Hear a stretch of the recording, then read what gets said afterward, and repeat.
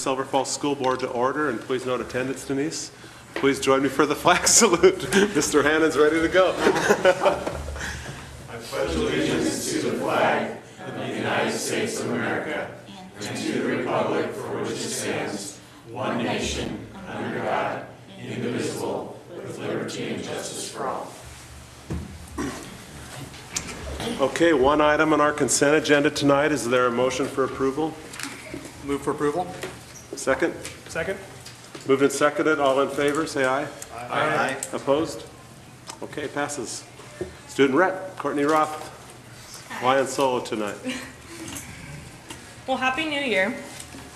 And so the gifts I left on your desk are for School Board Appreciation Month from the high school. And we just wanted to let you guys know how much we appreciate you. And I know you don't always hear a lot of thanks, but we really couldn't be in the great schools that we are without you. So thank you. Thank you. Thank you, Courtney. And so here's the report for the month. ASB just recruited their official Mr. SHS committee and are getting their applications out for the boys that would like to participate. After interviewing the applicants, they will select 8 contestants and hold the fundraising pageant for Medical Teams International. She Is Safe recently wrapped up their first ever blanket drive the week before break started and reached their goal of 100 blankets for kids in need. Right now, they are in the process of planning another successful event to help women all around our community. Boys basketball just finished their preseason games with a 3-3 record and won their first league game against Lebanon last Thursday night. Their next game is away tomorrow night against Crescent Valley. Girls basketball is having a terrific season so far. They finished preseason games undefeated and are playing their first league game at home this Wednesday night at 7 o'clock. And that is all I have for tonight.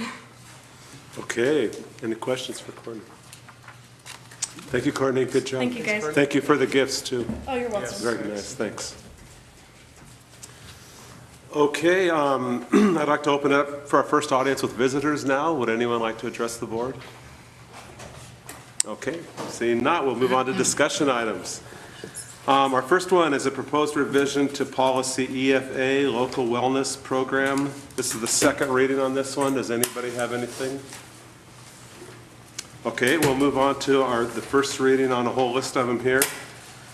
EBC/EBCA, Emergency Procedures and Disaster Plans. Anybody have anything? EBCB, Emergency Drills and Instruction. Okay, JECB, Admission of Non-Resident Students. Nothing? Okay. JFC, Student Conduct and Discipline. You have a comment on this one.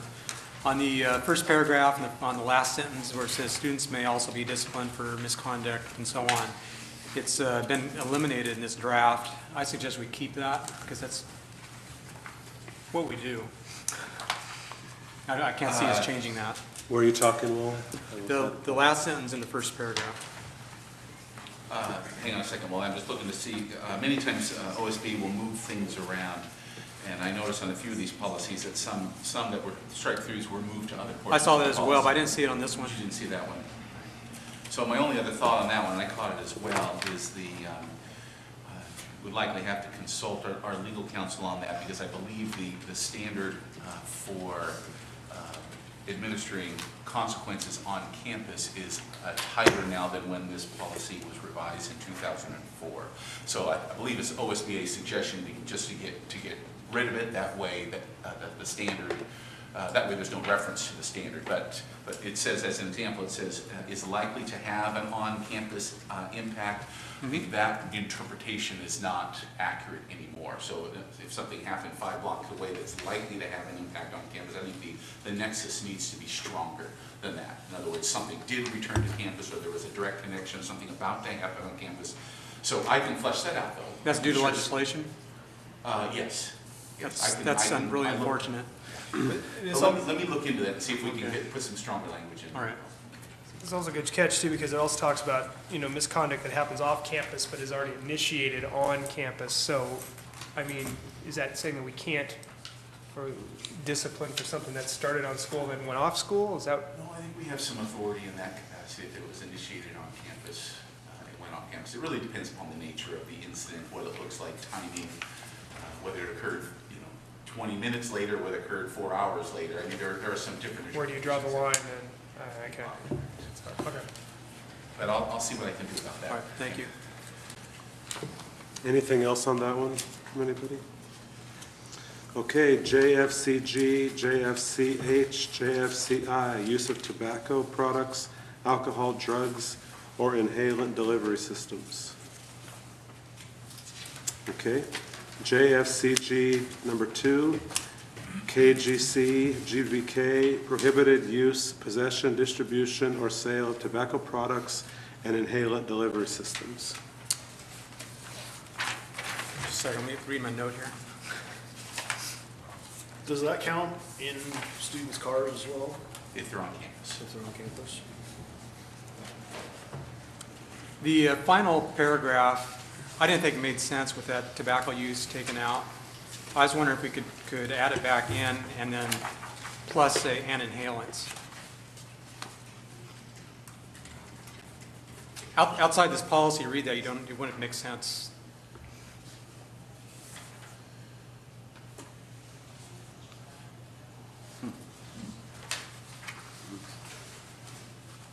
So, Yeah, so if we had tobacco and inhalant, I think that would cover.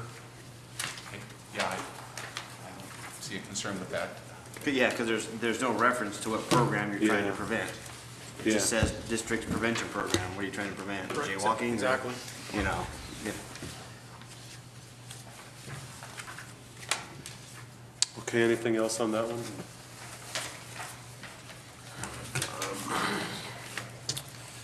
Okay, JG, student discipline.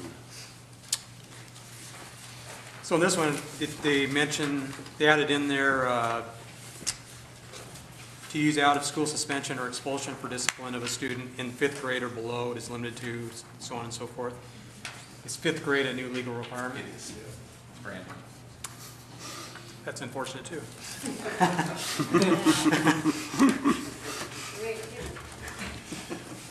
Yeah, the administrative team had a really good conversation about this a week ago, and about the creative energies that will be necessary for adequate consequences for students and the potential for cost and resources. Sure. Because if we're talking Yeah. about 5th grade or younger, we're talking about options room, resource rooms, suspension, in-school suspension supervision, things that we had the flexibility to administer for.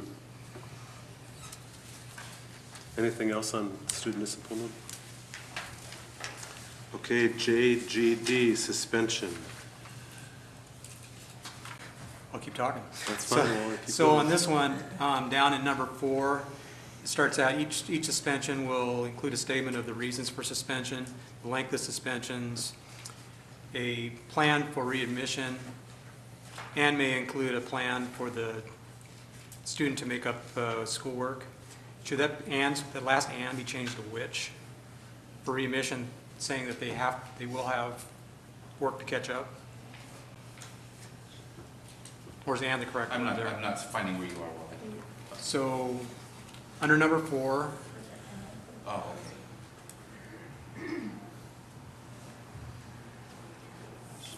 and you want to add the word which? change "and" to "which" is what I'm questioning. Oh, So my response is that due to the nature of some of the hands-on kinds of activities, if we say which, are we forced to provide opportunities for students to replicate work which may not necessarily be make-upable? Well, it says may, I was kind of reading it the opposite way, where we must make them make up work. And you're wanting it to be stronger, you're wanting to say that we must make them make up work? That's what I was suggesting, yeah. And I would agree with that, except for what do we do with work activities that are not make-upable? You know, so we've done a classroom Sure. activity, we've done, you know, you missed history class and we did a mock courtroom. Mhm. And now we're You can't make forced that to up. find something that Yeah. represents that same work. The only reason I would potentially consider leaving it a may. well, I don't hear you saying strike the may. No, No, You're it's- just saying and for No, which. we- The way the suspension would. I think yeah, if you leave it the way it is. I'd have to it's get a- "and" maybe, but the I way you understand where leave you're it. at. If you still have may, even though change it to which may include. I don't know, it could be semantics at that point. What's our legal I requirement don't think it makes too much for, difference. for providing like is there a legal requirement for providing an alternative assignment for, say, like a field trip or some type of special thing that they couldn't necessarily make up in theory because of Yes. that? There is? Yeah, we need Okay. to give some kind of alternative assignment. So, Okay, Paul, are you okay with? I think so, Okay. based on that, yeah. and the last one, JGE expulsion.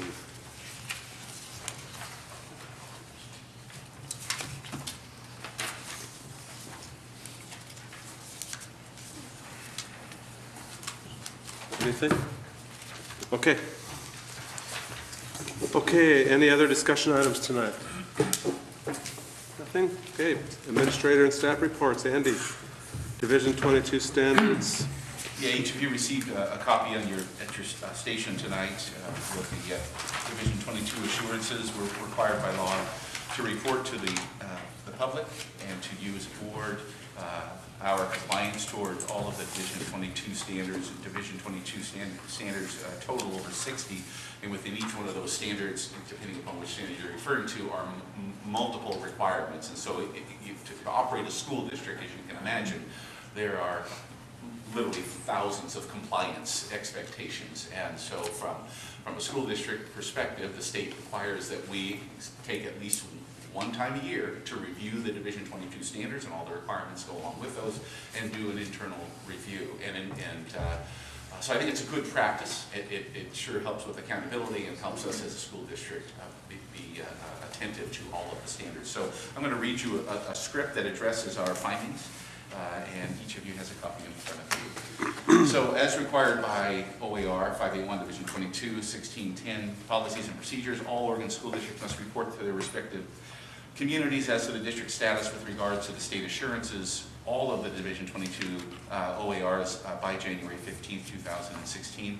In addition, districts are required to report specifically on the following 5 rules. So of the 60 plus, the state expects you to do a literal review of the 5. The others, we can do more of a cursory review, but we've actually dug quite deeply into each of these 5. Continuous improvement plan, policies on child abuse reporting, diploma requirements, district curriculum, and required instructional time. So as part of this review, I have discovered that the district is out of compliance in Rule 1210, district curriculum. Currently, 10th and 12th graders do not receive instruction in infectious diseases, specifically AIDS, HIV, and hepatitis B. As a corrective course of action, instruction will be added to the 10th grade biology courses and will be embedded in either the 12th grade personal finance courses or in advisory groups. The district is in full compliance with this rule at all other grade levels. Additionally, curriculum alignment in the areas of social studies and health do not align with current state standards in all district schools. As a corrective course of action, teams of teachers and administrators will complete each task prior to the beginning of the 2016-17 school year. So based upon my review, I'm reporting to you as the Silver Falls Board and the public, this school district is in compliance with and implementing all remaining applicable standards for public elementary and secondary schools in the state of Oregon as set forth in Chapter 581, Division 22. This report will be submitted to Oregon Department of Education no later than February 15th, 2016. So it's not uncommon for us to find things. If you recall, last year we discovered we were out of compliance in our training specific to middle school coach training around concussion identification and detection. That's been corrected. Similarly here, in the big scheme of things, we find things every once in a while. In fact, from my perspective, I think it's pretty common to find things simply because there are so many. In this case, Linda has actually done the majority of the investigation around this. I think the corrective plan is entirely appropriate and will be in full place for us to be fully compliant with. Good. Questions? Okay. And then just Silverton brief- Middle School. Yeah, brief report on the Silverton Middle School. I don't have a lot of information to share since last time, but it's important that I keep you updated each month. We are receiving contractor bids later this week, and we had really quite an interested pre-proposal, mandatory pre-proposal meeting. I think we had 9 or 10 interested contractors show up and listen to information and do the tour, and we fully anticipate multiple proposals this Thursday, which is good. Every time you get multiple proposals, you typically get some folks sharpening their pencil pretty well. So I anticipate we'll have that kind of interest again later this week. As I think each of you know, you received some information from me that we've removed the sequoia trees on James Street. That actually went very well and was done according to the schedule that we had anticipated. Again, it was ideal to get that done while there were no students on campus, so that really was timely. I do want to share with you that as a result of the shuffling and the multiple use of the campus, we're required to change some mailing addresses, so including the district office. So the district office will be 612 Schlater Street, beginning February 1st. We're implementing that change right away. The 802 Schlater address, which we're all very familiar with, is actually specific to the two-story portion of the building. The middle school will be 714 Schlater, and the Community Reach Charter School will be, I don't remember, 400 something James Street. So when you think of a campus that size and the grid that's required for planning, for GPS positioning, for the post office, all of that, your address is entirely determined by your physical location on site. And so we have to adapt as well. So we're doing all the change of address stuff with the district office, but that will begin. We'll get that done right away. So just want to keep you informed. That's Okay. it. Any questions for Andy on that? I did put in your note, excuse me, Tim, I did put in your memo to the board that I am requesting that you give consideration to approval of contract at your work session in late January, and I hope you give that consideration. I truly believe that the sooner we can get the contractor on board, it will make a difference in getting the project up and running. And frankly, knowing that the timeline is realistic, having 2 extra weeks in August to complete the project will make a difference as compared to the 25th of January to the 8th of February. I believe will make a difference. Yeah, I know we normally don't do business like that at a work session, but in this case, I think, in my opinion, that's warranted anyway, just because of the timeline. So. Okay. Steve Nielsen, financial report. Hello. Enclosed is your financial statements through the month of December, and things continue to track well. The biggest news is that we finished the audited financial report over the break, and we will be talking about that in detail at our work session in 2 weeks, so we'll get that distributed to you beforehand. In fact, we're going to have our lead auditor from Polly Rogers come down and also be part of that presentation and have some Q&A. There's quite a bit of some new standards with GASB 68, with the pension liability, those types of things that I think would be good to discuss the results of the audit, which went very well. So how did it go for you? This is your first audit with us, and Yeah. everybody else had left you, and We have what? A lot of the old timers had all left, so you're going solo. How did it go? It went good. It just took longer to close with a brand new accounting system from the previous year, and then transition in personnel, that type of thing. So, but everything tied out fine. Yeah, so it was good. Yeah. The biggest deal, if you look at the back on the third page, the second page, the beginning fund balances are now reflective of the audited ending fund balance from 6/30/15. You may recall that we've had estimates in there. And the good news is the general fund ending fund balance ended up at just under $3.9 million at 6/30/15, which is about 14% higher than was originally projected. And it represents 11.9% of our general fund operating expenditures. So, Good. Anyway. That's good news. Good, that's real good news. So again, we'll talk quite a bit more about the audit in 2 weeks. Okay, any questions for Steve? Thank you, Steve. Sue Ann Earl, food service report. Welcome, Sue Ann. Thank you for having me. First of all, I'd like to say thank you. Being Board Appreciation Month, I just want to thank all of you for your support and encouragement to me and to the food service department in the last 10 or 11 months that I have been here. That's been here. I've gotten a lot of encouragement, and it's very nice to hear kind things through all the transitions and changes that have gone on that we're all still working through. So. You do all have a hard copy on your desk as well. Then I have a second one.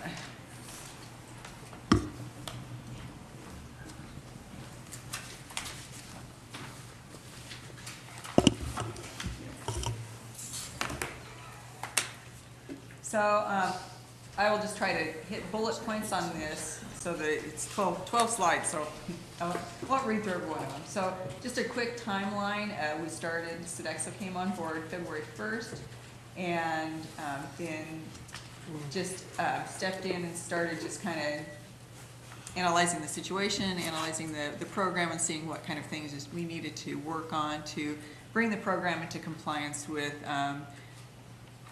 National Simple Lunch Program, USDA, and ODE.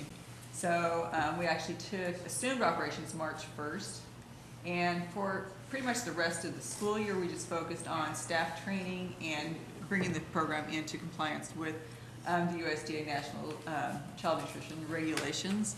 There was a lot of paperwork and stuff that they were out of compliance on, and it just takes a lot of training and time to get that paperwork up to speed and getting everybody on board, understanding how to fill out paperwork, how to do things, the right way to become compliant.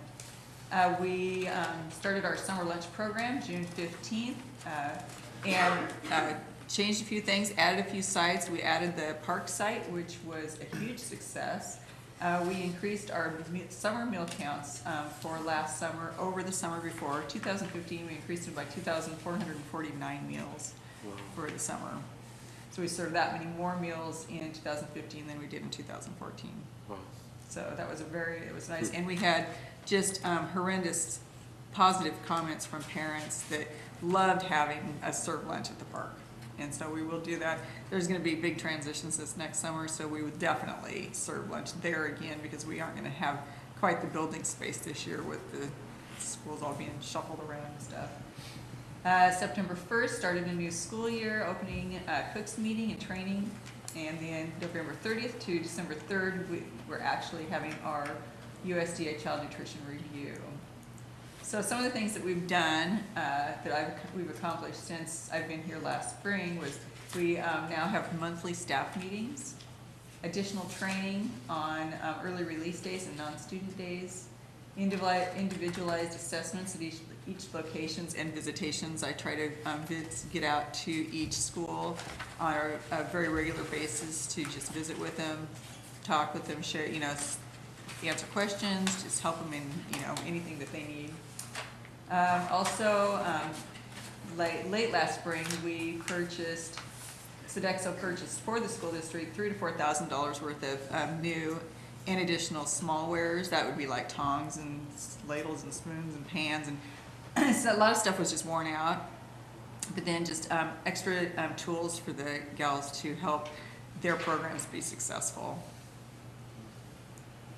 Anyway, so I have some numbers on lunch participation from 2014 and 2015. Starting in September, we increased. 2015 was a 51 meals per day. That's ADP, that's average daily participation.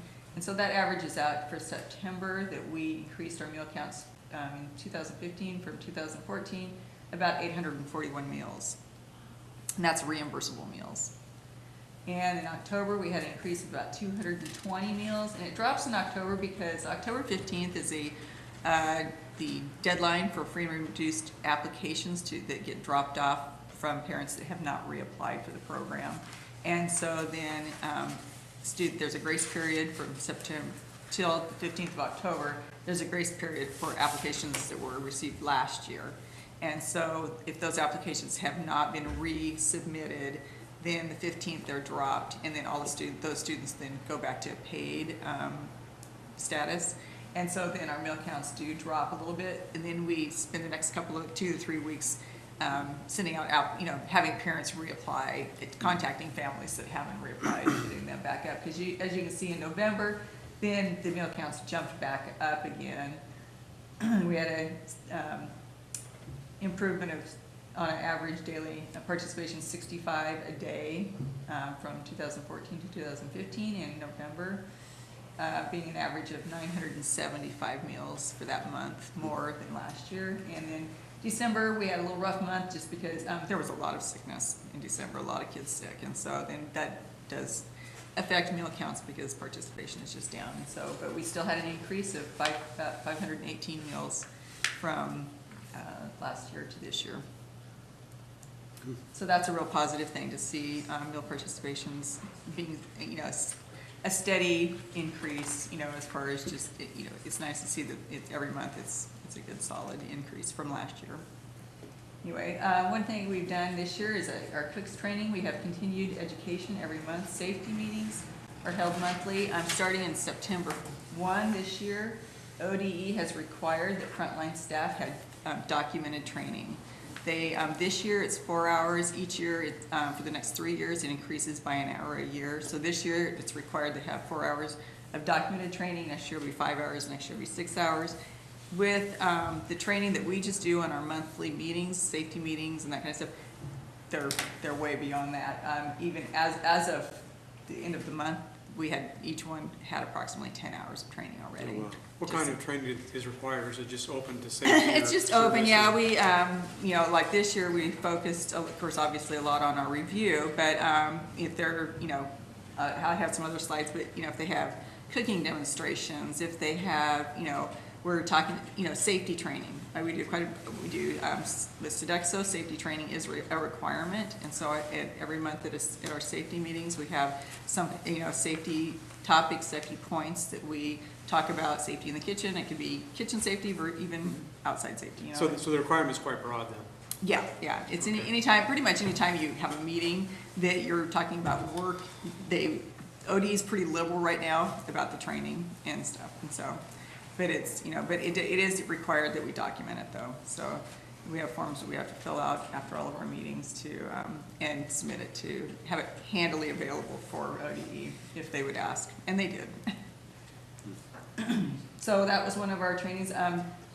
Oregon Sodexo Executive Chef Dolores Teskey has been on site fair amount since last spring, and she has been in the kitchens multiple times giving cooking demonstrations and helping the cooks just teach them how to do new recipes. You know, we've tried to introduce a new recipe each month on the menu, and it's maybe something that cooks have never done before. And so she'll come in and do a demonstration and show them exactly how to cook and prepare the entree, and then it gives them a chance to taste it and, you know, see what we're serving the kids.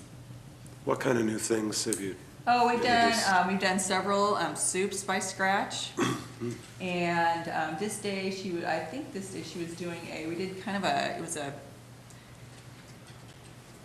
an ethnic thing. I'm sorry. Anyway, it was like a taco type roll up thing, but it had, you know, cilantro and it had some different, you know, ingredients in it as far as, you know, chicken and stuff. But just how to assemble it, how to chop this, you know, how to chop this up and then bake it off, so that it's nicely presented, you know, things not overcooked, things aren't undercooked, you know, and so that it's, you know, there's and how to present it to the students too, so that it's something that looks enticing to them versus, you know, something that, you know, when they're not familiar with it, you know, you do get a lot of, ooh, what's that?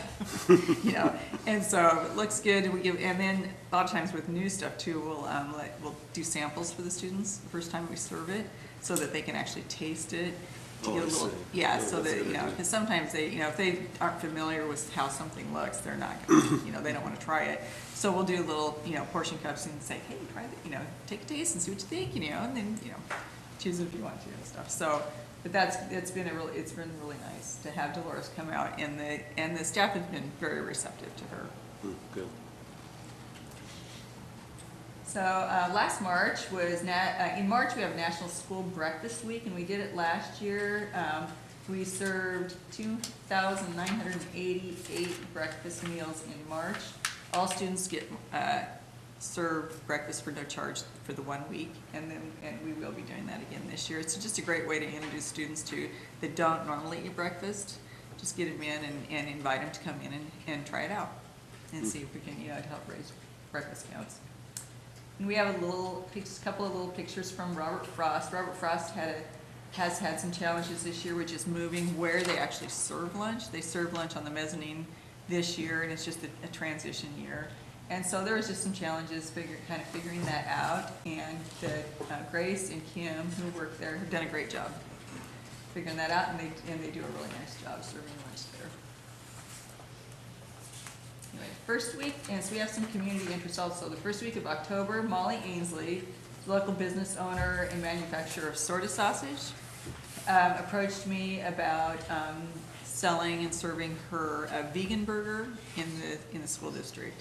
And so she offered to come in and do a taste testing for the students, and so she came one day and had high school, and so she let a lot of the kids, well, anybody that wanted to, they sampled her vegan patty, and we got a very, very good response from that. Kids, we have a fairly heavy vegan community, and so it's nice to have that option for the students anyway. And so there's some things that she has to work on. She has to work on reformulating her portion and the price point for that product for us to actually use it.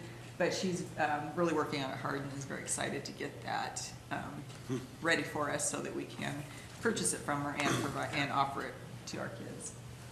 By a heavy vegan community, do you have any rough numbers or? Well, we have because of the Russian community, a lot of them have, because of their diet restrictions and holidays and different like that, there's certain days that that's all they can only eat, they can't eat any meat at all. And so there's a fair amount of them that don't eat on certain days. I mean, they'll eat, Monday, Wednesday, Thursday, but they won't eat on Tuesday and Friday or whatever because of just, and that, I mean, that's just an example anyway. And so if we were able to offer them something, then we could possibly feed them 5 days a week. If we had something that they can't eat that is within their diet. Then I also had a call from Marion County Health Department, Marion Polk Food Share, and the words are kind of small, but I'll go over it real quickly. Anyway, the gal that called me, her name was Sally Cook, and she had seen our food service website on the school district's website, and she was just over the top impressed with it. She was about how, she said, your website is beautiful. She said, you have a lot of information on there, and she goes, I'm just so interested in what you're doing at Silverton. And she said that, and then she was very, very interested in the farm to school grant that we have applied for and that we are getting dollars for. And she said that she just wanted to come and visit our, the school district, visit the lunchroom, and see, and then just chat with me and see, how I applied for the grant, how it worked, how I got my information, and because they're trying to just assist other school districts in getting these grants and just to show them how easy they are. And this program has been very easy, and I give a lot of credit to Sodexo though, because they make it much easier for us, because the support that I get from Sodexo and the whole Sodexo team is that we've gone to our vendors, and now the vendors are just sending us reports with all of the information that we need just consolidated. So I don't have to spend hours and hours and hours going through all of my receipts and all my invoices, finding out which products meet the farm to school grant, which is local products. So that's been very, very nice. But for September, the district was awarded over $1,700. And in October, over $2,500. And I have two more. And we have, I don't have the number for the total year, but we will have received rewards pretty much the whole school year back from the farm to school grant, which is local products that we purchase and serve to our students.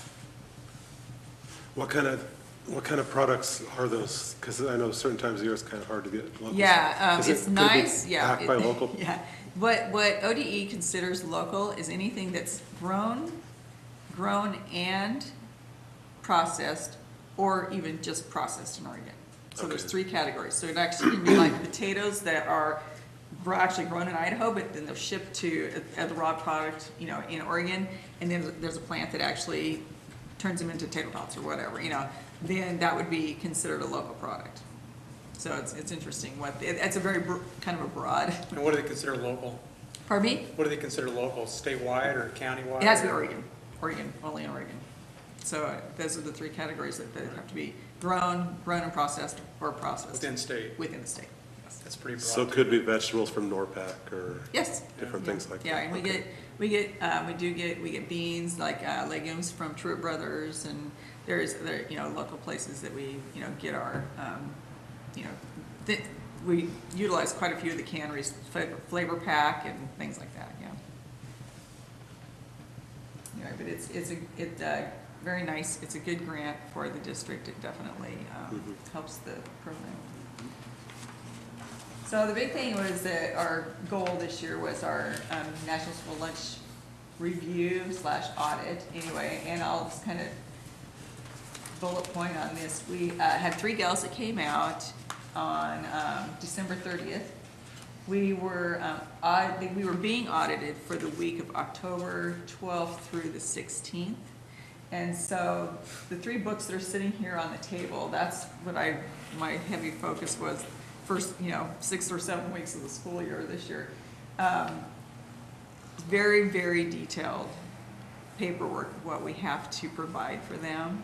And what is in those books, and I brought them just so you can see, is menus, recipes, crediting, labels, anything that has to do, production records, everything that has to do with that particular week that they were auditing. And then they go through the paperwork with, and make sure everything matches and lines up exactly. And so that was just one aspect of it. And then they also audit the free and reduced, all the free and reduced applications and that whole free and reduced program. And Nita is the one that actually oversees that program, the free and reduced applications. And she's done a very good job with that. This was the first year that they have upped the applications that they actually go through and verify. In the past, it was just a percentage. If you had a small school district, according to kind of how many schools were in your district, it was just a percentage of how many applications. And in a school district this size, they would look at maybe 40 applications and verify them. This year we got the letter and they said they wanted 250 applications. And we're like, what? And Nita goes, I have to pull that many? And I said, that's what it says. Anyway, so we got we got confirmation and they said, yes, they've upped that by that much. So anyway, so that was pretty intense. It took 3 days for Kathy, who was the specialist, to go over all of those applications. And we only had 1 application that needed some extra verification on. So out of the 250, we only had 1 that they pulled aside and that they had to do a little more research on. So that was really good. Jessica Valinsky, who actually is the specialist for Silver Falls School District. She was the one that went over our menus and production records, nutrient analysis, and food crediting.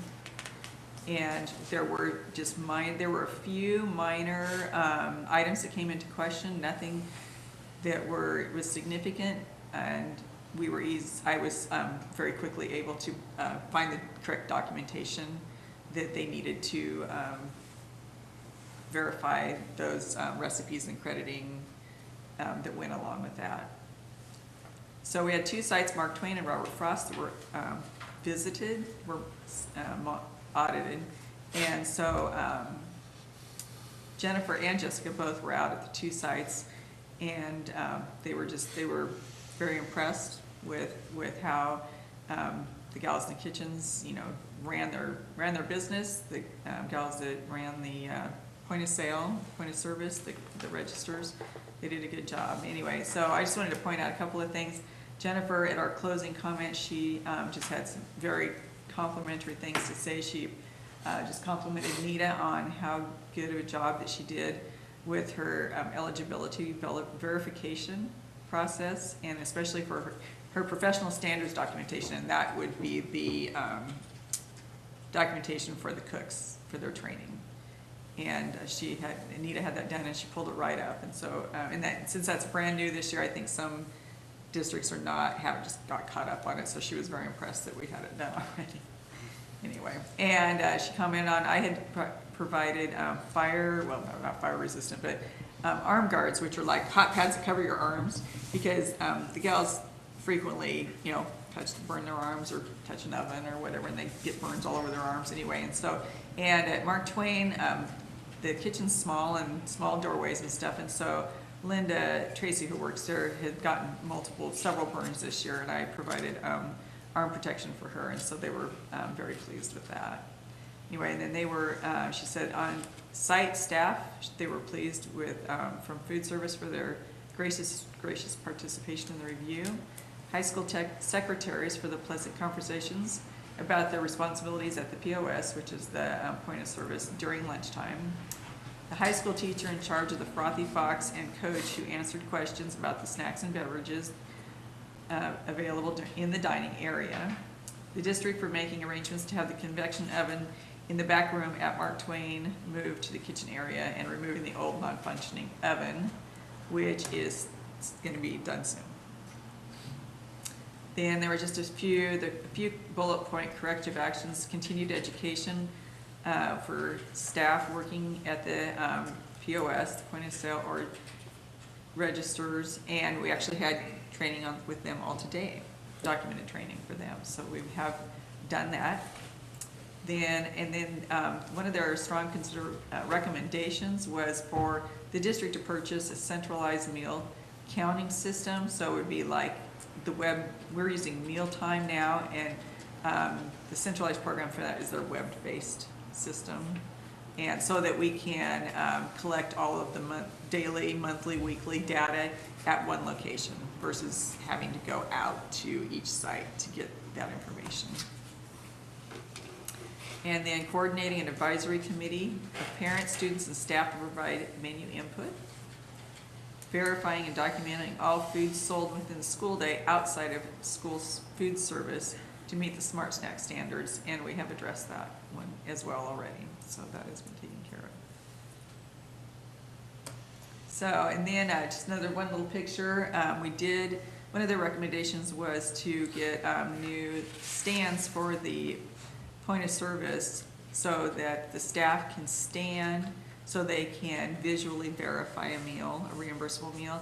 So over the holidays, I appreciate the district, D&D, for purchasing 4 of those for the schools that needed elevated stands. And we got those set up, the maintenance crew assembled those and set them up, and they're working great. And we really, really appreciate that. And then just quick organization, last one.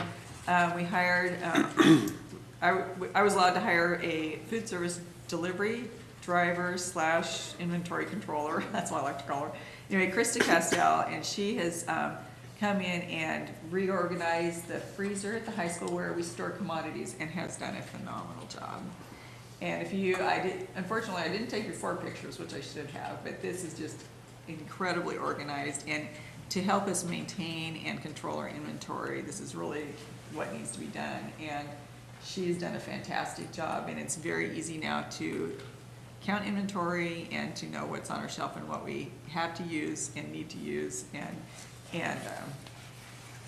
keep it within our food service budget. So that's it. So that's in my presentation. Do you have any big questions? Yeah, the last sentence, we heard some complaints, I think, last time you were here about people not having enough time and whatnot. Oh. So I assume that's to address that Oh, yeah. that concern. Yeah, we have added hours. We've added some hours to our staff, and Krista it's also helped too, because we had 2 other gals, 2 gals that were delivering last year that were delivery drivers, but they also worked in the kitchens. And so now those positions can stay in the kitchens and they don't have to actually drive. But yes, we have added staff hours to the cook staff as well. Good. So that's been very helpful. Other questions? Yeah, this is great reportings in terms of what's going on, especially since Sodexo took it over. But this is going to be kind of more directed towards the actual food itself. Oh, okay. So since Sodexo took it over, how would you say the quality of food has either improved, or, I mean, obviously we have requirements we had to meet, but feedback, how's the quality of food been since that? Well, I'm going to be biased, but I think it's improved. We aren't selling. They still obviously are getting. We still serve chicken nuggets, and hamburgers, but for the most part, the majority of our food is all cooked fresh, on site. we're not buying prepackaged stuff. When I got here, I saw an awful lot of like prepackaged sandwiches, stuff that actually comes from, Cisco that's already in a package, prepackaged burritos, prepackaged, all that stuff is made from scratch now. We don't sell any prepackaged food. That was gonna be my next question, was, how much fresh food is being prepped Yeah, now we don't compared to sell- what it was, prior. Right, yeah, we don't, everything is made fresh on site now, nothing is prepackaged. It's really, it encouraged me to hear about this, because it is kind of one little thing that I'm, a little bit in my own self passionate about, is making sure our kids are eating some good things, Even I'm a our- firm believer, garbage in, garbage out, Yeah. right?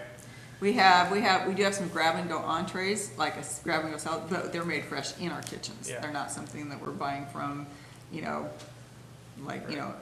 from Cisco, that's a salad that's already made. Right. We actually package it, we make them fresh and put them in a little box that they can grab and go, and take with them. And that's really encouraging to hear too, especially with some of the new recipes and getting the kids to try outside the comfort box, because everybody gravitates towards where they're comfortable, especially at that age, whether it be high school age or even middle school age and down. They branching out, trying new stuff, that getting them to try something that, hey, it can be healthy and taste good is really important.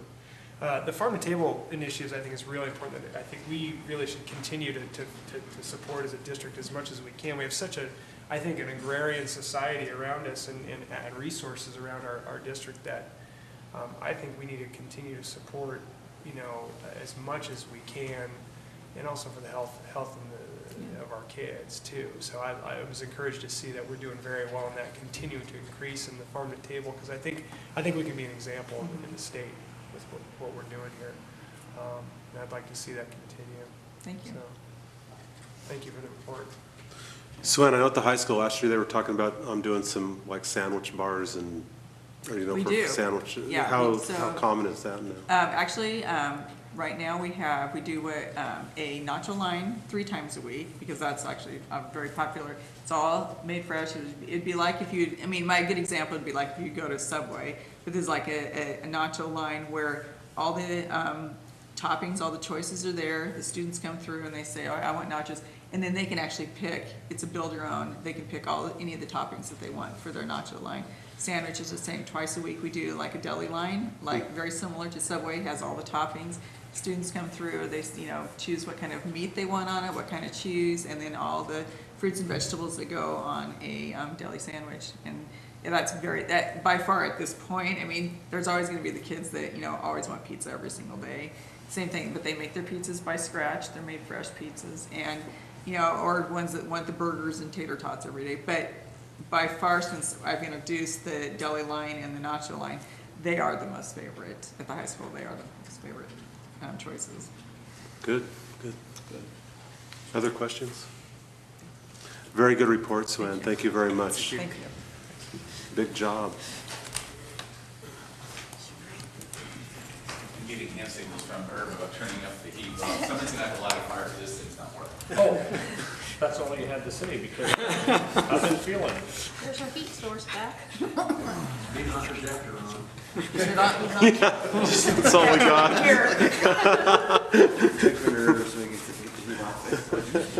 Move it right up here or something. Okay, Dustin Haney. So I'm here Ready to to go. report on Title I, Central Howell and Prattam. First, for Title I, for this year, we were receiving $685,000. And most of that is dispersed over our 6 title-funded schools, which would be Mark Twain, Butte Creek, Robert Frost, Scotts Mills, Silvercrest, and Eugene Field. And the allocations are based on the number of qualifying students for free and reduced meals. She focused on feeding them. We just count the number of eligible students. They do not have to take they do not have to take school meals to qualify as a student for a Title I eligibility. And yes, we have students in non-title funded schools, but when you rank order all the schools by poverty, we fund every school that's at or above our district average, which right now is 36.83%. Those 6 schools are all above that line. But in 2012-13, our district average was 45.06. So we have 8% fewer families that are eligible for free and reduced meals, and hopefully that's because their economic life has improved. And federal law did change. It is not NCLB or ESEA anymore. It is now the Every Child Achieves Act, and that was recently passed by Congress, and all of the experts at the federal and state level are going to interpret that law and tell us all what it means. It's probably sometime this summer. But the basic funding for Title I programs, I don't believe that was attacked at all. Any questions about Title I? Okay. Central Howell. So we have 176 students at Central Howell as of January 7th, and we have 24 kindergartners. 7 of them are from Prattam, but only 4 of those are actual Prattam resident students. Central Howell is 19% free and reduced meals, so we don't qualify to be a Title I school. September through December attendance, 73% of our students have 95% or better attendance. The goal for the year is 76, and that's on a 5-year phase-in. 88% of our students have 90% or better attendance, so there's a big jump between the 90 and 95%. Central Howell is 33% out of district transfers, 10% in district transfers, and 57% from our Central Howell attendance area. We have 6.5 classrooms this year. All grade levels are split, or our classrooms are split except for kindergarten. The Parent Club is now in the process of replacing the water filters for the nice water filtration system that they put at every drinking fountain in our school last year. And they raised approximately $13,000 in profits from their OFES booth. And that was their biggest year by far. Before it had been around 8, 9, 10,000 usually, but they got up to, I think, 12,900 and some. This year we have 2 Chromebook labs at Central Howell to go along with the laptop lab that we purchased the year before to go along with the desktop machines that were already in the classrooms. And we own everything because we were able to pay off our lease on the laptop lab in 2 years rather than 3. So we don't have any lease hanging over our head. We have entered in all of our fiction books into our automated library system, and that takes a long time. And so we're going to start checking out books and making use of that system while we enter the nonfiction books, but the majority of the library are fiction books.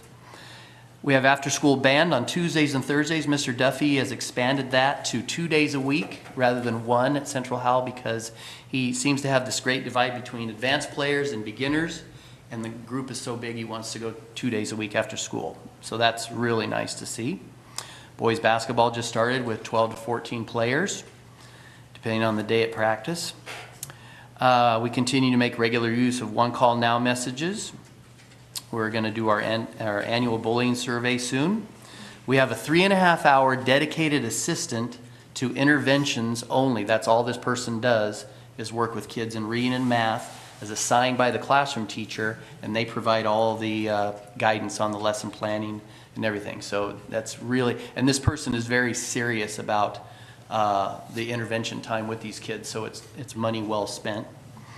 The Portland Opera is coming to Central Howell and Prattam on January 22nd, so if you want to see an opera of some kind, it'll be about a 50-minute performance at either school. You're welcome to come. And we have seen a decrease in the number of office referrals this year at Central Howell because in the past our hotspot has been our 30-minute lunch recess. It's just too much time. Boredom sets in and problems happen. So we reduced it down to 15 minutes, and we rarely have anyone in the office from recess now. So kids have a half-hour total recess. They have a 30-minute lunch, and that's been very nice because it's just half hour is just too long. It's been a half hour forever. And another positive change to Central Howell has been the 3 p.m. dismissal. We used to release at 3:30 because of the buses for many, many years. Parents really like the 3 p.m. time. Teachers have time after school to meet with parents and get lessons and things prepped for the next day. And when we dismiss on early release day, staff have time to get to their meetings. Before we were releasing at 1:30, well, many meetings across the district were starting at 1:30. So our staff were always showing up late. So that's been very positive. Athletes no longer miss any school to get to 4 o'clock games around the district for volleyball and basketball games. But because we reduced our lunch recess to 15 minutes, we lost only 15 minutes of instruction from our day. So we shortened it by half an hour, but we brought back 15 minutes of instruction by reducing the recess to 15 minutes. Does that make sense? But on the other hand, we had the longest instructional day in our school district for our K-8 schools, so it put us more in line with what the other schools were doing with only a net loss of 15 minutes a day of instruction. But both of those things, the fewer referrals and the positive response to the 3 p.m. dismissal, have been worth it. Any questions about Central Health? All right, Prattam School. So as you know, Prattam's a very small school, and but staff makes it work every day, and I think that school does work because of the staff that are there. They've just been there so long, they know the system, they know those kids, and it just works despite the smallness. We have 75 students in grades 1 through 8. We have 11.69% free and reduced meals, so a little bit less than Central Howell. Parent Club is very active, and they have a nice nest egg in the bank, and whenever somebody comes up with a reasonable request, it gets funded, whether it's shelving or they just recently purchased a 10-foot movie screen for the gym for programs and presentations. They just recently purchased over $2,000 in sound equipment for the gym for school play, spring program, Christmas program. So they invest heavily in the school. The geography bee is this Friday. So if you want to watch Prattam students competing in their local contest Friday morning, come on down. Our attendance at Prattam is a little bit better. 75% of our students have 95% or better attendance, and 96% have 90% or better attendance. And the goal for them is 76% also for the year. Prattam is 18% district transfers, 47% in-district transfers, and only 35% actually live within Prattam school boundaries. Basketball started for Prattam as well, 12 to 14 boys out. We send home a weekly newsletter along with One Call Now messages. We have a date for our pancake feed of April the 23rd. So I've seen a few of you in those lines. That is their big fundraiser for the year. Prattam School is a one-to-one device school. Each student in 1st and 2nd grade has their own iPad to use throughout the day, in which they do. And each student in 3rd through 8th grade has their own Chromebook to use throughout the day, and they do that. Teachers are making great use of those devices. And they have nice charging carts. Everything stays charged and usable every single day, except after a 2-week vacation at Christmas. Any questions about Prattam? Questions for Dustin? All Thank you, right. Dustin. Thank you. Good report, thanks. Linda Brown, Special Ed. Your last report with us and your last meeting.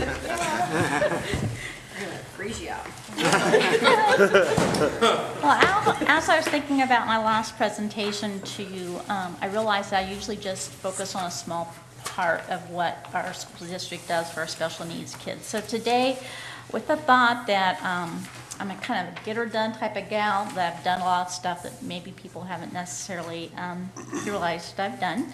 So I want to start first, in your packet, it's colored. Andy loves my color. One of the things I want to share with you is just the amazing staff that we have. With the leadership of Linda and Dandy, we're doing more comprehensive teacher evaluations, more comprehensive observations, and so this is my way of keeping track of all that. We also note that we have 45 certified staff and 50 special needs assistants in the program. And just as you look through that, it's not real apparent, but there's some main trends to the group that we've hired. Most of these people are moving from someplace else to come to Silver Falls to work. The highest majority of staff are coming from Southern Oregon University. When I did my dissertation, they have a really nice program down there. And people that go to that college are kind of the small town type of folks that we do well in Silver Falls. The other major trend is during the interview questions, I'll always ask at the end of the day, how do you know you've done your job right? How do you know you've done a good job? And every single one of these people have brought that back to the students, knowing that the students have learned, they focused that day. And so the staff is incredible with their focus to kids. And just the years of experience, lots and lots of years of experience. This is an amazing team. We also, if you look at the second page, we have youth transition specialist, behavior, school psych, autism, autism assistant. Just a lot of really great dedicated people working with our kids. And then you can also see the Willamette ESD, the staff members that they provide for us. So it's amazing. We don't have signing bonuses, we don't have stipends, but we have amazing people that come to school every day to work with our kids. And these are my everyday heroes. So that's our team. We have 50 special needs assistants. That's just incredible that our kids get a lot of support. And our special needs assistants, we don't pay them nearly as much as they deserve, but they're there every day supporting our kids no matter what. So I love our special ed team. The next thing I wanted to focus on is just the programs. When I started 9 years ago, we had a Learning Resource Center program in every school, and we continue to do that. But as you look through the list, these are other things that we've added over the years. Functional skills program at Eugene Fielding High School for our most greatly impacted students. Most of these students are functioning below age 2, and so we've been able to develop really wonderful programs to support students with significant needs. Our basic skills classroom, we've developed those. Students in those schools or these programs have cognitive concerns, so we're able to provide a focused small group activity type of program to support our students with cognitive learning in those programs.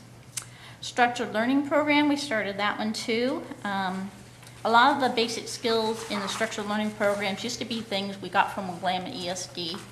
And I was able to kind of do some shape shifting with funds over the years to bring back money from ESD and transit dollars, and then we're applying it and being able to support a greater number of students. So that's how we've been able to do the functional skills, basic skills, as well as our structured learning program. Our structured learning programs, to me, the most difficult students to support. Their students have behavioral, cognitive problems. We have a lot of kids with trauma experience in their lives, and the team in the structured learning program do an amazing job every day of loving these kids, supporting these kids, encouraging these kids, helping these kids believe in themselves. So the structured learning program is wonderful. Early intervening, we started that a couple years ago at Eugene Field. That program, the thought is if we can get some support in to these students in the younger ages, maybe we can prevent them going into special ed later. So that's been really helping these kids. It's giving them those languages, math skills, and giving them a good foundation that carries with them for years to come. So that's the early intervening services. Youth transition program, that's what I started this year. We got a grant from ODE. It's like a grant from ODE as well as vocational rehabilitation program. The youth transition program starts with kids in the sophomore year, and it's all around building job skills. So we have a specialist, Tim Kramer, will actually look for jobs within the community or volunteer opportunities. So really proud of our youth transition program. And you can see there we have monthly meetings scheduled, and I'll share this with the new special ed director, keeping everybody focused, going in the right direction. Since this is our first year, it's been kind of like building a program. It's taking off, but it's doing some really nice things for kids. Our behavior support team, they're amazing. Amy Troyer, John Harrington, April Murphy, Suzanne Rayner, Lori Baker, and Jennifer Bingham. They have kind of been in my support system, my sounding board. They have really the pulse of all of our schools and how things are going. They do an incredible job of developing processes. For example, our functional behavior assessment and our behavior improvement plan, they've been able to develop that. So that's been an amazing team. That every year we've added a little bit to that. We have our own school psychologist. We never had one before. I brought Jennifer on board a few years ago. We have speech therapy support. That's been something we've had for quite a while. Occupational support, physical therapy, deaf and hard of hearing, vision are all coming from Willamette ESD. And we've been able to have consistent support in those programs over the last few years, which is really great. Augmentative communication support program, we do some contracting with a group up in Portland, Assistive Technology Northwest. Augmentative communication support is the communication support kids need that are nonverbal. So it could be picture type of focused, it could be an iPad type of focus. It's just a different way to communicate. So the gals from Portland come down and see our programs. We send kids up there to be a part of their evaluation lab. So that's a really neat program we have for our kids. Early intervention, babies to 3 years of age. We get lists of those services that we're providing. So we get a list every month of all the kids. And then early childhood special education, that's a preschool program. So yeah, as a special ed director, you can go from 1 minute getting some insight of a new student or new infant that's deaf or hard of hearing, one moment, and then the next moment I can be working with kids 21 with voc rehab. So every day is that big of a shift of who we're serving and who we're talking about. So early intervention and early childhood are special programs to me. We have 2 charter schools.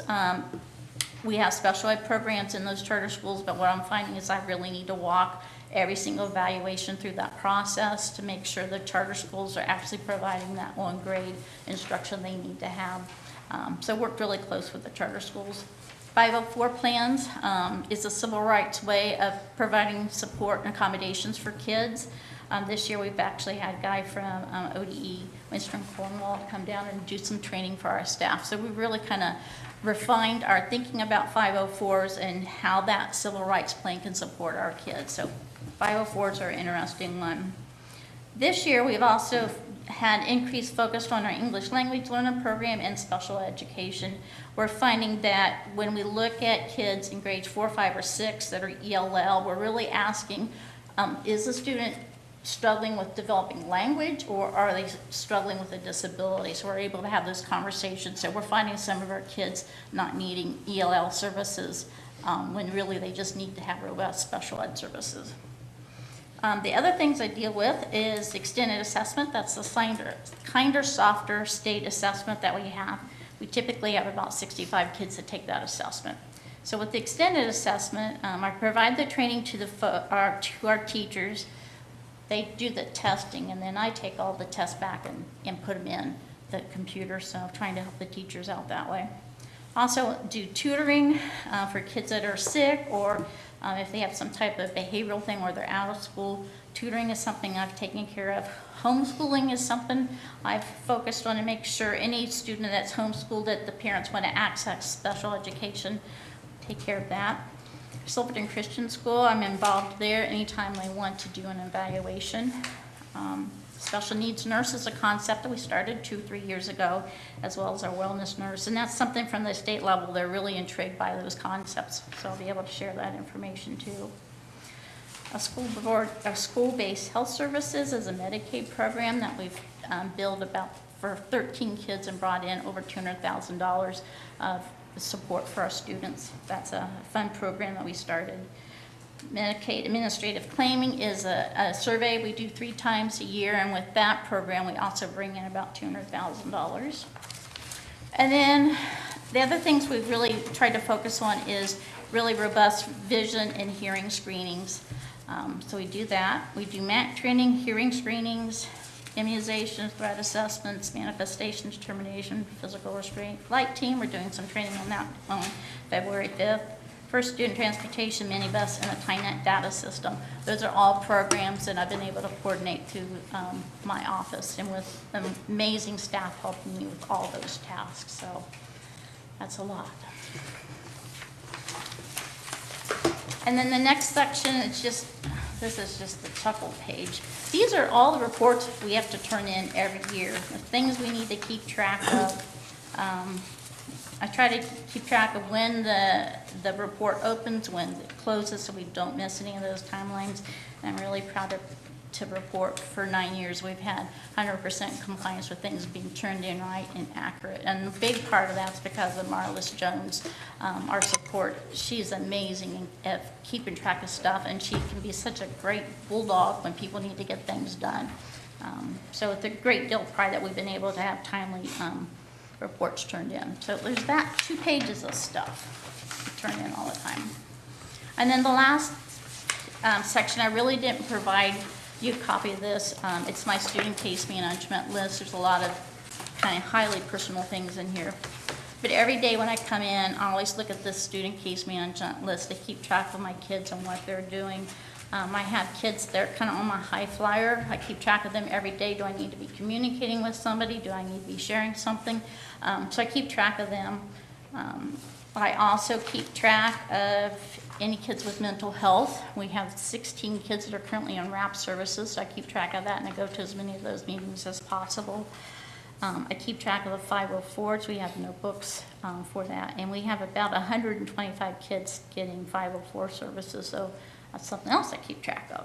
I keep track of the kids that are in tutoring and making sure those hours are done. The students get 5 hours of tutoring a week plus 1 hour of lesson planning time. I keep track of kids that have kind of the one-to-one programs, so that's a list. I keep track of all the kids in the charter schools, making sure we're providing those services. And then I actually have a file for all our functional skills kids, our basic skills kids, and our SLP kids. And when you look through this list as kids transition in or out of the program, or if I know kids maybe having surgery or maybe parents having a difficulty, that's what I keep track of, and I try to make those phone calls to families so we really can have that close communication with parents. I keep track of kids that are in our day treatment centers, so I go to those IEP meetings. I also keep track of kids in the deaf and hard of hearing program that might be from Silver Falls, and then I keep track of all the early childhood kids, so I go to those IEP meetings too. So when they say, well, what did you do at work today? This is it. So I'll try to keep all this in up to date and as accurate as I can make it. As you transition to a new special ed director, I'll be just an email or phone call away to provide some support. And as I transition to ODE, I'll still be serving Silver Falls kids. It'll just be from a little bit different place. So it's been an honor to work with each one of you. It's been an honor to work with the great administrative team. You guys will be missed. Thank you. And you'll be missed too, Linda. Thank you. Linda, once again, on behalf of the board, thank you so much for your service in this district for the last 9 years. And by this report tonight, you're leaving some really big shoes that are going to need to be We're filled. size So. 5, so it's okay. Thank you very much, Linda. Thank you. We do want to invite the board members to a celebration for Linda this Thursday at 4 o'clock at the Oregon Garden Resort. You're welcome to be there. Just a fun gathering for a couple hours. Okay, thank you. Okay, any board reports tonight? Anybody have anything? Okay, no correspondence, I don't think. Second audience with visitors? No one? Okay.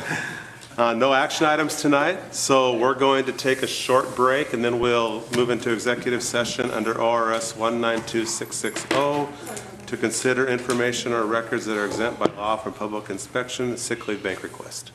So thank you for coming.